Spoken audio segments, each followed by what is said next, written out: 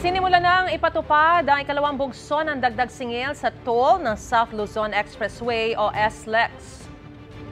Sa mga motorista pong babiyahe mula Alabang papuntang Calamba, 10 piso po ang taas singil sa mga Class 1 na sasakyan. 20 piso naman po para sa Class 2 at 30 piso para sa mga Class 3.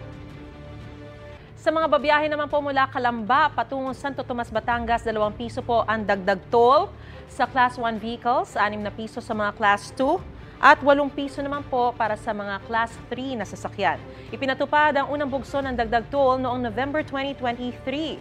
Paalala rin po sa mga motorista ang daraan sa mga expressway, siguraduhin mayroon kayong valid RFID dahil simula August 31, pagmumultahin ng TRB ang walang valid ETC device. May karampatang parusa rin para sa mga hindi sapatang load ng RFID. Pati na rin ang mga nahuhuling na memeke ng RFID device. Umaasa ang TRB na makatutulong ang paghihigpit para maiwasan ang traffic sa mga toll plaza.